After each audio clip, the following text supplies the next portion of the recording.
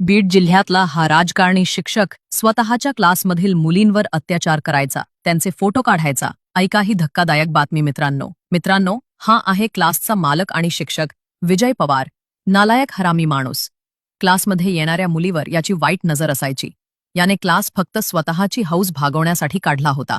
मागील कित्येक वर्षांपासून हा विजय पवार त्याच्या क्लासमध्ये येणाऱ्या कित्येक मुलींसोबत अत्याचार करत आला आहे. पण आता एका मुलीने या नालायक शिक्षकाच्या विरोधात पोलिसात तक्रार दाखल केली. तिने आवाज उठवला तेव्हा याचे काळे कारनामे बाहेर आले.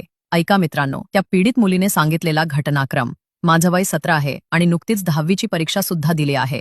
त्यामध्ये मला चांगले गुण मिळाले. मी गावाहून बीडमध्ये नीटच्या क्लाससाठी आली होते आणि विजय पवार यांच्या क्लासमध्ये ॲडमिशन घेतलं. आता जेव्हा क्लास संपायचा तेव्हा हा विजय पवार मला त्याच्या कॅबिनमध्ये बोलवायचा. माझ्या अंगाला हात लावायचा, माझ्या छातीला हात लावायचा, बॅड टच करायचा.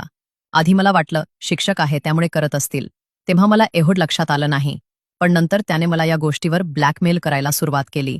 ब्लॅकमेल केल्यानंतर काही दिवसांनी माझे कीज घ्यायला सुरुवात केली. मला कपडे काढायला सांगायचा आणि नंतर माझे फोटो घ्यायचा. जर मी त्याला म्हणाले, हे मला आवडत नाही, तुम्ही चुकीचे करत आहात, तर तो फोटो अपलोड करण्याची धमकी द्यायचा.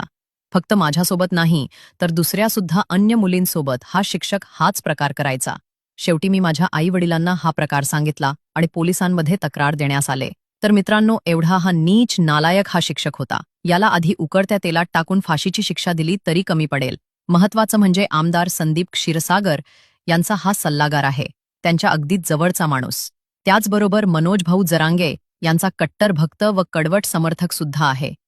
राष्ट्रवादीच्या मोठ्या मोठ्या नेत्यांसोबत याचे संबंध आहेत. त्यांच्यासोबत उठणे बसणं असतं, त्यामुळे हा कुणाला भीत नाही. तर मित्रांनो, ही अशी मोठी राजकीय पार्श्वभूमी असलेल्या या मोठ्या गुन्हेगारावर खरंच कारवाई होईल का?